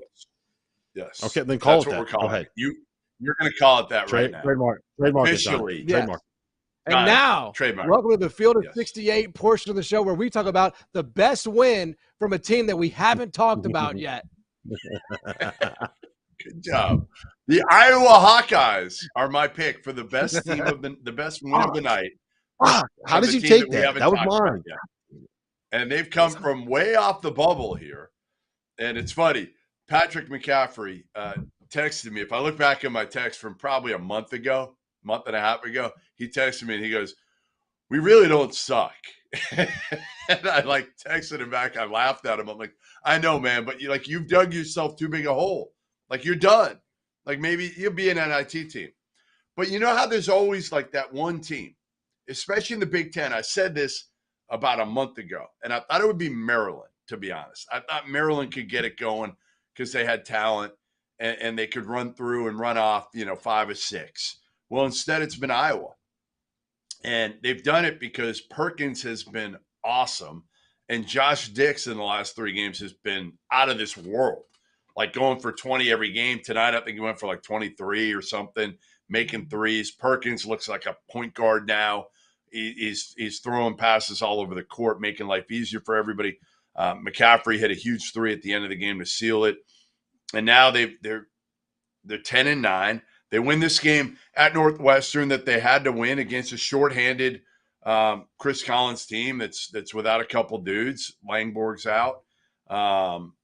They're shorthanded, but now they get Illinois at home. And they win that game. I think they're on the right side of the bubble if they win that game. Now, again, you want to breathe easy. You win that game and you win one tournament game. Right. Yeah, they got to win that game. Well, you either got to win that one or you got to win like 2 in the Big Ten tournament. One or the other. You got Illinois at home. Like, this is the chance. This is the chance to do it. Yeah, you don't want to leave it to the tournament run. No, you don't want to leave it at the chance. And I will say huge this. Win, though. Huge win. Yeah, Illinois and Iowa are 2 top 10 offenses in college basketball. Illinois and Iowa are 2 of the worst defenses in the Big Ten. Illinois and Iowa both want to play like this. If you like points, whatever it's there's a 1,000,000% chance this game is going to be called by Robbie Hummel, because whenever they have like some random Big Ten game, Robbie Hummel gets put on the random Big Ten games. There's a 100% chance that Robbie Hummel is going to be called in this. And it would be a perfect game for Robbie Hummel to play in, where all people want to do is shoot and nobody wants to play any defense at all. I cannot wait for that game. And I cannot wait. John, there's not enough money in my BetMGM account right now to put on the over of that game. I don't care what it could be, 230, and I'm going to be betting the over in that game. It might be.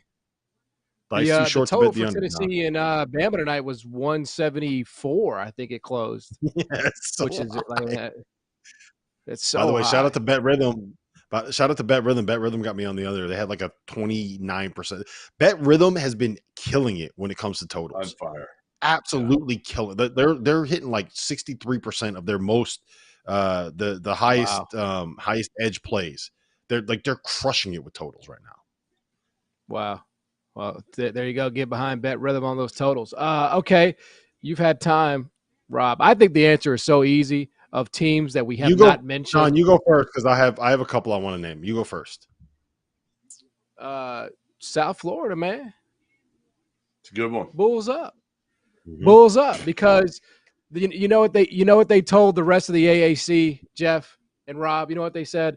They said, now you guys go home and smoke your crack, because this is our league. This is what. I don't think they said that, John. I don't think they said that. Honest. Let's be honest. The AAC was on crack this year. It was. Nobody had South Florida coming in this thing and losing once. FAU, Memphis. I mean, come on, man. As disappointing as it gets, USF clinched a share with a beatdown of Charlotte. I think it was on the road today as well. So, yeah, USF, we would never talk about that. I mean, my question is, is he going to be talked about for jobs, Jeff? I know it's only 1 year, but damn. Maybe. I don't think so, but maybe, just because, again, a lot of the big boys aren't going to move. Like, that's what we got to realize with this carousel is the buyouts are so high for TJ Otzelberger, for Nate Oates, for some of these guys that they're not Louisville's not paying those buyouts for the Mick Cronin. I know Mick Cronin, there's all this chatter that he's going to get out of his buyout. I just don't know where that's coming from, because right now Cronin, Oates, Otzelberger aren't going anywhere because of their buyout. Scott Drew, unless something crazy happens, I don't see him leaving Baylor. So I don't know if Amir Abdul-Rahim's going to get one, but I think Dusty May is going to get maybe his pick of Louisville or Ohio State at the end of the day, just because, again, not that he's killed it this year, but, man, he got to the Final Four last year. He's going to go back to the tournament. This was a big win for them today. I know it sounds ridiculous to say at home against Tulane, but it was a big win, because if they lost, they would have been in some trouble. And now you have at North Texas and Memphis at home in 2 games that they can, again, can't really afford to lose. You can probably lose one of them and then go to the championship game of the AAC and still get in. Well, they're a 9 seed right now, according to our fielding the 68 bracket. But I mean, your point is well taken there. I have 2 I want to talk about for the best one of the day. The first one, we just didn't talk enough about Houston and Jamal Shedd. And I know we mentioned him, but we didn't actually talk about what they did, where Shedd was banged up. Jawan Roberts was banged up. I think Javier Francis was he missed a bunch of the game. Like they weren't anywhere near what they normally are, and they still found a way to win despite blowing a late lead on the road at Oklahoma. Which, by the way, if you know anything about that Houston staff, Kelvin Sampson, coach at Oklahoma, I believe his son and I think his daughter, who are both on the staff at Houston, graduated from Oklahoma or worked there. Hollis Price, who was on the staff, graduated. Half of the people that work for Oklahoma or that work for Houston with Kelvin Sampson are either Oklahoma grads or spent like their foundational years in college basketball at Oklahoma. So there's a lot of overlap there. Going on the road, getting that win. LJ Cryer played well. Jawan Roberts was awesome. Jamal Shed, game winner again. Just wanted to give them a shout out. And then the other best win, my official best win, is Richmond. Rivalry game at home against VCU, who was up early, found a way to win that thing 79-76. Our guy Jordan King was awesome again, Jeff. He's electric. He was a great interview. He's a great player, a great portal find for Chris Mooney. And Richmond holds on to sole possession of first place in the Atlantic 10. They play, I believe it is St. Joe's. Let me make sure I got this right and bring it up here. But they get St. Joe's at home and George Mason on the road. If they win those two, they win an outright Atlantic 10 regular season title. So shout out to Chris Mooney. That is a hell of a win. Rivalry win, first place. Good for him, man. That's awesome. Is it? I want to go one more best win before we go. Can I go one more quick? I don't have to go long, but while everybody's giving attention to all these other Mountain West teams throughout the year, I feel like Leon Rice and Boise State have just kind of gone under the radar and been overlooked all year. And they beat New Mexico today. They have won 4 straight, not against great teams, but they're winning games. And if you look at, honestly, most of the bracketologists, I think, including ours, they're on like that 7-8 line, Rob, which is crazy right now. You know, while we're talking about New Mexico, we're talking about Colorado State, talking about Nevada, even Utah State. Like Boise's right there. They might be, other than San Diego State, they might have the second best seed line at the end of the day. So give credit to Leon Rice because, again, I think he's done a really good job this year not getting pub that he probably should. All right. Worst loss. Dagan, is this from teams that we have not talked about as well? I assume it's the same format. Yes. All right. Worst loss from a team that we have not talked about yet. Jeff Goodman. I'm going to go Kansas State. Again, I don't think they were really on the bubble anyway, but they had to win this one to have any shot in hell of even getting in the equation. They had to win this, and they lost to Cincinnati. So they were. I mean, they were 6.5 point underdogs. I mean, I get what you're saying, but no, but they couldn't afford. They couldn't afford another loss. Is all I'm saying. They're running out of time. Yeah. If they won this, they put themselves like in a position to be, in the last 4 out. I would say that was a bad one. Obviously, we've talked about the Virginia one is probably the worst loss, but we mentioned it already. Yeah. I'm going to go with, so there's a ranked game that happened today between 2 ranked teams that we did not even mention yet tonight. And that is Florida at South Carolina. So while in the context of, I love Lamont Paris, I love South Carolina, I love what they've been doing. They're 24-5. They've been awesome this year. Nothing that I'm going to say here is going to be a negative towards South Carolina, who is currently a game out of first place a game out of first place in the ACC regular season standings right now as things currently stand. My worst loss is going to go to Florida. Florida now has lost 3 games in the last month, 3 games since February 3rd, at Texas A&M, at Alabama, at South Carolina. In all 3 of those games, they have blown a double-digit second half lead. And that is what you expect out of a team that profiles very similar to the Illinois, the Baylors, the Kentuckys, the Alabamas, top 15 offense, sub 85 defense on KenPom. If they had won those 3 games, we would be sitting here talking about Florida as the biggest threat to make the Final Four in the SEC. That would be a 12-game winning streak. They would be sitting there tied with Kentucky, tied with Tennessee for first place in the SEC had they won those 3 games where they had double-digit leads in the second half. They get Alabama at home on Tuesday. They got to get that one if they want to have any kind of seeding. I think they're trending towards like a 7-seedish kind of a spot. Yeah, there are 7 right now in our current Fielding the 68 bracketology. So that's a rough one for Todd Golden and the Florida Gators. You got to find a way to win the games, and you have double-digit leads in the second half on the road. You can't blow those. But I will say this. They're going to be dangerous in March. They're probably going to be underseeded for what they are because they can't close out these games. Yeah, I'm going to go Jeff, you made a face, but, I mean, this is the kind of shit that I'm talking about. SMU as a 17.5-point favorite. Crack. Yes. Crack. UTSA. 77-73. Now they're back with Memphis, tied for 5th place in the American. I mean, 3 weeks ago, it looked like they might push for this thing. And now they're back at 5th with Memphis. Memphis has UAB tomorrow. I think they can take sole possession of 4th if they win. That's a horrible loss for SMU.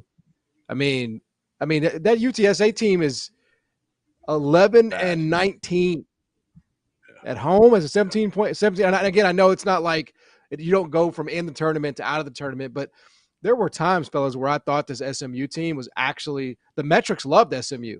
I mean, they were top 40, top 45. Like, I thought, okay, maybe. But no, you've ruined all that. You've blown it, SMU. You have earned your way onto this list of teams that we have not mentioned earlier in this show that had the worst loss today. You've earned that. All right. What else do we have? Toast of the night. No, I have one question. Oh, Dagan's got a question. There are 2 teams Dagan. we haven't talked about tonight that we have tabbed as Final Four teams or can make a Final Four. That's Iowa State and Auburn. Both played teams they should have beaten, but who had the more impressive win of the 2? I actually want to talk about Iowa State because if things go right with them, they could still win a share of the Big 12 title. Think about this. Houston has to go to UCF, and UCF's beaten some pretty good teams there, and then they have to finish at home against Kansas. Like, they're not 2 layups. They are not 2 layups. Like, there's a chance that Houston could lose one of those 2. And Iowa State, look at their schedule. Home BYU, at Kansas State. Like, you'd rather have Iowa State schedule. Just the fact that TJ Otzelberger has put them in a position to win the Big 12 title, regular season title, with 2 games left, with that group, where we didn't pick them in the top 50 in the preseason, is effing amazing. And it's honestly, and you know how much I've said Danny Sprinkle. I will say this, TJ Otzelberger deserves National Coach of the Year this year. He does. Yeah. I mean, it's him, it's Lamont Paris, it's Danny Sprinkle. I think those are probably the top 3 that I would say. I don't think. Yeah. I think it would be those 3.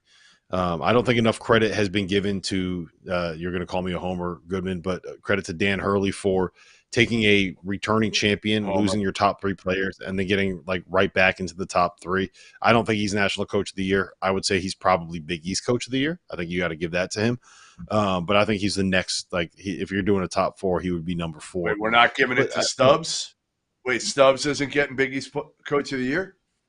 I think we got to give James Brady or Matt Brady the DePaul Coach of the Year award. Who's James Brady? Who the hell is James Brady? Well, Matt Brady was at James Madison. That's where I got that. Yeah, my head. All right. This big ass glass of wine was full when we started the show, so that's where you know who I'm like curious about? Wayne Brady. Wayne Brady, me too. Brady? That's who I thought you meant. Brady. Yeah. Wayne Brady. Wayne Brady. What do you think he's doing right now? Doesn't he host a game show? Doesn't he host like one of the daytime, or he doesn't do that anymore? No. Yeah. I'm bringing up his Wikipedia. What about the Brady Bunch? Wait, That no, was hold on. way I had a back question in the about. day. I had a Can you question name about all Iowa 6 State. Like, kids from the Brady Bunch? Can either of you do it? I've Well never before your seen a time. single episode of the Brady Bunch. I don't know anything about the You Brady need to Bunch. watch Yeah, the Brady Bunch. Marcia. Marcia, there you go. You know. You got one of them. I have a Dan, little Wayne Brady was closer. on Cindy? Dancing with the Stars, and he was on season 31 of Dancing with the Stars. Wayne Brady. All right. You Finished look a in little third bit like place. Bobby That's Brady. what I got. There you go. He always let's make a deal. Is Iowa State actually a Final Four contender though? Probably not. Is he? But San Diego State got there last year. That's all I'll say. San Diego State got there last year. Why can't Iowa State get there this year? I agree. Yeah, I agree. Look, I They're don't tough. think. I mean, they play Houston really hard at Houston. You know, I feel like that's if you can do that. Like I like games that travel. I like teams that travel. They didn't win, but they were competitive. Tough, a lot of man. teams haven't been. They're tough. Their DNA is defense, but they've got enough dudes who can score. Gilbert can score. Milan can score. They've got enough. I mean, Lipsey's an awesome point guard, culture guy. So yeah, why not? Somebody's going to get to the Final Four that we're scratching our head about, just like last year. Yeah, you're probably right. Fair enough. Go ahead, John. Right, boys. Toast the night. Oh yeah. So yes, conference champs. We have South Florida. We have there you go, Colgate, Sanford, High Point, Charleston, South Dakota State, Eastern Washington, St. Mary's, Appalachian State, Eastern Kentucky, Vermont, USF, McNeese, Oakland. I thought Dave was going to have me do that shit from memory, which I was going to. So here's what we're going to do, John. John, here's what we're going to do. Keep it up there, Dagan. Keep that thing up there. All right. I'm going to go through, and you try to name the head coach for each team right now, John. Let's see how many you can get. I don't know. Quickly. Yes, this is a great Colgate. game. I love this. Colgate. No idea. Fred Smith. Matt Langle. Samford. Oh, it's my man Bucky. Bucky Ball, baby. Good job. Yes. Good job. High Point. Tubby Smith. 1 of 3. You're 1 of 3. Rob's 3 of 3. Charleston. Pat Kelsey. Kels, baby. 2 of 4. South Dakota State. No clue. Rob. Hendo. What the fuck? What's his first name? Eric Henderson. Eric There you Henderson. Eastern Washington. Absolutely no idea. David Rob. Riley. Good job. You're 2 of 6. St. Mary's. Randy Bennett. Come on. There you go. App State. Tough one for you. Oh man. DK. Dusty Kearns. Yeah, no idea. Eastern Kentucky. I feel like we just did this with Eastern Washington. No idea. A&W Root Beer. My man A.W. Hamilton. A-Dub. Vermont. Oh, he's been there forever. John Becker. Yeah. Good job. Tom 4 of Brennan. 10. South Florida. TV. South Florida. Amir Abdur-Rahim. There you go. Let's go to 500. Let's see if you can get to 500 here. McNeese. Strong ass offer. Yeah. All right. We can get over 500 to finish it out. Oakland. Greg Camp. Over 500. Let's go. There you go. You're Greg 7 Camp. of 13. Not bad. You started slow. Now I got a question. Hold on. Bring it back up. So 2 teams tied for the Northeast Conference Championship. Who were they, John? Northeast Championship would be like is that like Ryder? Fairfield. Goodman. Who won? Who won the? Yeah, who won have the Goodman do that shit. Y'all making me look stupid. Merrimack in Central Connecticut State. Shout out to Pat Sellers and Joe Gallo. Goodman. Who won the OVC? Right, who was it? Rob, give me your 3. Three won the OVC. Give me your 3 for the OVC. Go ahead. Who are they? in order We're of gonna go a seeding. little Morehead State. We're gonna go a little Nope. Little Rock. We're gonna go Yeah. a little UT Martin, baby. What was the seeding order, though? Oh, that I don't know. I don't have the bracket in front of me. No. Little Rock was I know one. Little Rock 1. UT Martin's 2, Martin and 2. Morehead's 3. Yeah. There you go. All right, toast of the night. Let's go. Yeah, that was. I mean, some of those like I'm set up to fail. And Rob stopped 7 to answering. 13. Rob stopped answering. He's like, I don't know this shit either. You know, so don't let Rob. No, the last four were easy. The last four, like you shouldn't even have to ask. It's like so many of those like first year coaches, like small school first year coaches. That's a hard one. Goodman calls these guys and texts them every morning and says good morning and shit. He knows them. How do you know Bucky trust me, I don't do that shit. You did know Bucky Ball. I knew Bucky. Yeah. I will never forget Hendo for the Sunday guarantee. That was pretty good. All right, toast of the night, Jeff. Who you got? All right, my toast of the night goes to a little bit somber one here, but former Wisconsin player and assistant coach Howard Moore. As good a dude as it gets. He was in a car accident 4 years ago. His wife and daughter passed away in the car accident. He's had a real rough road to recovery. Rashard Griffith wheeled him out today before the game. His son, who survived the car accident, spoke at halftime, and it was hard to watch. It was hard to watch because, I mean, again, you look at where he is now in a wheelchair, can't talk, and he's come a long way where they didn't think he would make it, and just to watch his son, I don't know how old he is now, but to watch him get up there and speak about the support that the university, that the program has given him and his father, it was on one hand, it was so sad. On the other hand, it was really nice to see him out there. So to Howard Moore, man, all the best to you, your son, and I hope I get a chance to see him soon because, man, it was tough. It was tough. Yeah, that was that was going to be my toast, and that was not an easy thing to watch him reel out, but I think it was good for him. I think it was good for his former teammates, and I think it was especially good for the guys that worked with him on that staff that are still dealing with that every day. Yes, toast Howard Moore. Cheers. Good to see you back out there. My toast of the night is going to go to Pat Sellers and the Central Connecticut State Blue Devils. CCSU is not a good, of course, a UConn guy. Yeah, I mean, he is a UConn guy, but he is a Central guy now because he got Central. He won a title. Like, that is not a great basketball program. It's not a good basketball program. It's been 17 years since they won a regular season championship, but they don't play in a very good league. True.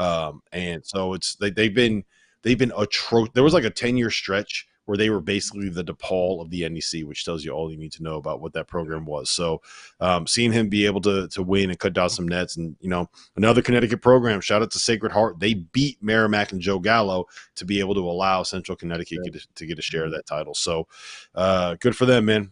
Good for them. Good for Central. Good for Pat Sellers. Happy to see it. CT basketball on the come up, baby. What do you know about that, John? I mean, you guys are on top of the world right now. You guys, the Connecticut's thing. What are our cities in Connecticut? What do we have? Hartford. Hartford is the basketball capital of the world.